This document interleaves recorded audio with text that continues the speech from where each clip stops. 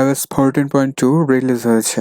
এই ভার্সনে নতুন যে ব্যাপারগুলো আপডেট করা হয়েছে বা নতুন যে ফিচারগুলো অ্যাড করা হয়েছে সেই ব্যাপারে আজকের ভিডিওতে আমরা জানব। প্রথমে আমরা সেটিংসে একটি নোটিফিকেশন দেখতে পাচ্ছি। জাস্ট এখানে আমরা ট্যাপ করব এবং স্ক্রল করে আমরা যদি নিচে আসি তাহলে জেনারেল এবং সফটওয়্যার আপডেট, তাহলে লক্ষ্য করুন iOS 14.2 এর একটি আপডেট নোটিফিকেশন আমরা দেখতে পাচ্ছি। iOS 14.2 873.1 মেগাবাইট, এটি ফোন ভেদে ভিন্ন রকম হতে পারে। আমি আমার ভিডিওতে iPhone 8 Plus ব্যবহার করেছি। আমরা যদি একটু নিচে আসি তাহলে দেখতেই পাচ্ছি iOS 14.2 includes over 100 new emoji, introduce 8 new oral papers এবং আরও অন্যান্য অনেক ফিচার এবং কিছু বাগকে ফিক্স করা হয়েছে।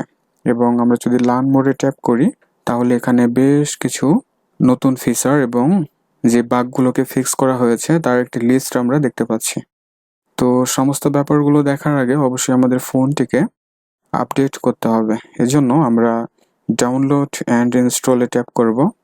ফোনে দেওয়া পাসওয়ার্ডটি দিতে হবে। তাহলে আমরা দেখতেই পাচ্ছি ডাউনলোড অ্যান্ড ইনস্টল প্রসেস কিন্তু অলরেডি শুরু হয়ে গিয়েছে। আমাদের ফোনটিকে আপডেটের পরে আমরা আবারও ফিরে আসব এবং দেখব নতুন কী ফিচার এবং বাগগুলোকে ফিক্স করা হয়েছে। ওকে, ওয়েলকাম ব্যাক। আমরা আমাদের আইফোনটিকে আপডেট করে নিয়েছি। এখন যদি আমরা সেটিংস ট্যাপ করি, এরপরে স্ক্রল করে নিচে আসব, দেন জেনারেল, এরপরে সফটওয়্যার আপডেট, তাহলে আমরা দেখতে পাচ্ছি iOS 14.2 আপ টু ডেট হয়েছে। আমরা যদি ব্যাকে আসি অ্যাবাউট, তাহলে এখানে সফটওয়্যার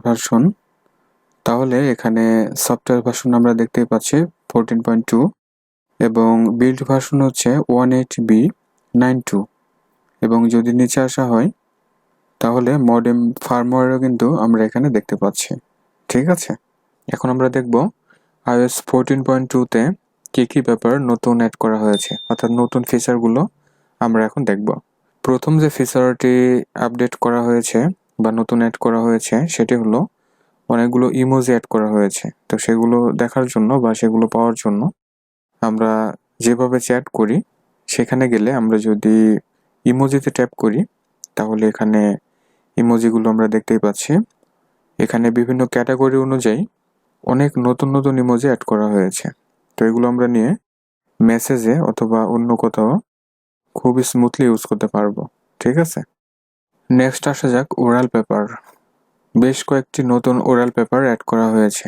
আমরা যদি সেটিংস ট্যাপ করি, দেন একটু স্ক্রল করে নিচে আসব, ওরাল পেপার, এরপরে choose a new oral paper. স্টিলসে যদি আমরা আসি তাহলে নিচে দেখুন এই ওরাল পেপারগুলো নতুন অ্যাড করা হয়েছে এবং সবগুলোর সাথে কিন্তু ডার্ক মোড সিস্টেম আছে। আমরা যদি এগুলো ট্যাপ করি তাহলে ঠিক এই ধরনের আমরা দেখতে পাচ্ছি, আমরা নিয়ে ইউজ করতে পারবো। অথবা যদি আমরা ডার্ক মোড এনেবল করি, ডার্ক মোড এনেবল করার পরে আমরা যদি ওরাল পেপারগুলো অন করি তাহলে ভিন্ন ধরনের লুকে কিন্তু আমরা দেখতে পাচ্ছি।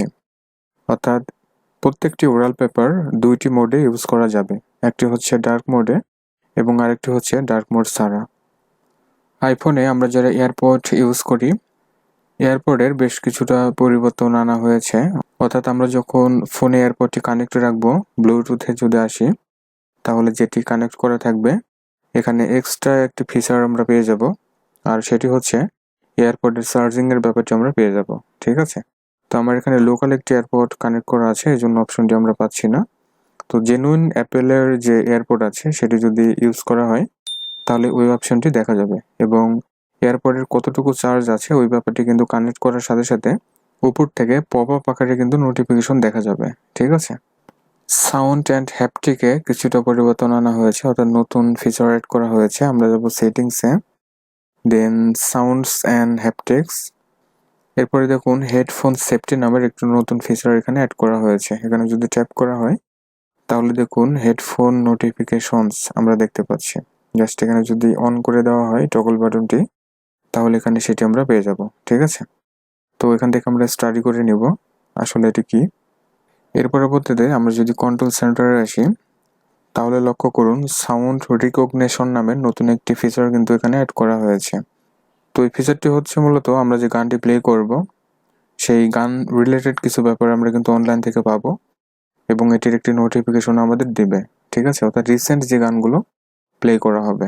তো এটি কন্ট্রোল সেন্টারে সাধারণত থাকে না বা এটি পাওয়া যাবে না, এটি অ্যাড করে নিতে হবে। অ্যাড করার জন্য আমরা যাব সেটিংস ট্যাপ করব, সেটিংস থেকে আমরা নিচে আসব কন্ট্রোল সেন্টার, এরপরে এই সেকশনগুলোতে কিন্তু আমরা সেটি পেয়ে যাব, ঠিক আছে? এখান থেকে আমরা অ্যাড করে নিব এই যে মিউজিক রিকগনিশন অথবা সাউন্ড রিকগনিশন, ঠিক আছে? আমরা যখন কোনো গান প্লে করি, প্লে করার পরে আমরা যদি কন্ট্রোল সেন্টারে আসি তাহলে সেটি কিন্তু আমরা পেয়ে যাই, ঠিক আছে? তো এটির উপরে যদি ট্যাপ অ্যান্ড হোল্ড করা হয় তাহলে এখনকার যে আপডেটেড ফোনগুলো আছে আইফোন, সেখানে কিন্তু অনেকগুলো নতুন ইন্টারফেস এখানে অ্যাড করা হয়েছে। তো এগুলো অবশ্যই আপনারা দেখবেন। আইফোন 11 বা 12 যারা আমরা ইউজ করি অবশ্যই কিন্তু ওই অপশনগুলো এখানে পেয়ে যাব। এর পরবর্তীতে আমরা মিউজিকে যখন কোনো গান প্লে করি, প্লে করার পরে ব্যাকগ্রাউন্ডের যে কালার আছে এটি কিন্তু ডাইনামিকলি চেঞ্জ হবে, ঠিক আছে? এই ভার্সনে কিন্তু অনেক নতুন একটি কালার এখানে অ্যাড করে দেওয়া হয়েছে, তো এটি অবশ্যই আপনারা দেখবেন। এই ভার্সনে হোম অ্যাপের অনেকটাই পরিবর্তন আনা হয়েছে। তো এটি পাওয়ার জন্য আমরা যারা 10 থেকে শুরু করে অ্যাবভ যে ফোনটি ইউজ করি তারা কিন্তু সেই অপশনগুলো পাবো, ঠিক আছে? অর্থাৎ ডিসকভার নামে নতুন একটি ট্যাব কিন্তু এখানে অ্যাড করা হয়েছে, সেটি কিন্তু আমরা পেয়ে যাব।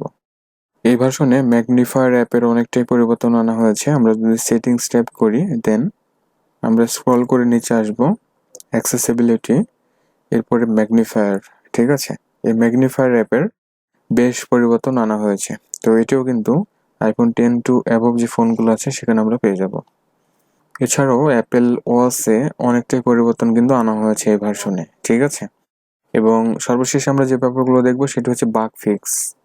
এই ভার্সনে মেসেজ টাইপ করার সময় কিবোর্ডের কিছুটা ল্যাগ ছিল, সেই ব্যাপারগুলোকে ফিক্স করে দেওয়া হয়েছে। উইজেটে কিছুটা বাগ ছিল, সেগুলো কিন্তু ফিক্স করে দেওয়া হয়েছে। ক্যামেরা অ্যাপ অন করার পরে আমরা যখন টগল করি সেখানে একটু বাগ ছিল বা ল্যাগ করতো, সেটিকে ফিক্স করে দেওয়া হয়েছে। এছাড়াও আরও ছোটোখাটো অনেক বাগকে ফিক্স করে দেওয়া হয়েছে। ব্যাটারি হেলথের ইমপ্রুভমেন্ট আনা হয়েছে। সর্বোপরি পারফরমেন্স অনেকটাই বৃদ্ধি করা হয়েছে। তাহলে ভিউয়ার, এই ছিল আজকের ভিডিও। আজকের ভিডিওতে iOS 14.2 এর নতুন যে ফিচারগুলো অ্যাড করা হয়েছে এবং যে বাগগুলোকে ফিক্স করা হয়েছে সে ব্যাপারে আমরা ডিসকাস করেছি। যারা এখনও ফোনটিকে আপডেট করেন নাই অবশ্যই আপডেট করবেন। আর ভিডিওটি যদি ভালো লাগে লাইক, কমেন্ট এবং শেয়ার করবেন। যারা চ্যানেলটিকে এখনও সাবস্ক্রাইব করেন নাই প্লিজ সাবস্ক্রাইব করে সাথেই থাকবেন এবং নতুন ভিডিওগুলো দেখার জন্য বেল বাটনটা অবশ্যই প্রেস করে রাখতে হবে। আইফোনের টিপস অ্যান্ড ট্রিক্স পাওয়ার জন্য চ্যানেলটিকে অবশ্যই ভিজিট করবেন এবং সব ধরনের iOS ভার্সনের নতুন নতুন ফিচার সম্বলিত ভিডিওগুলো বাংলা ভাষায় আমার চ্যানেলে হিউজ পরিমাণে দেওয়া আছে, অবশ্যই দেখবেন। সবাই ভালো থাকুন, সুস্থ থাকুন। Thanks for watching.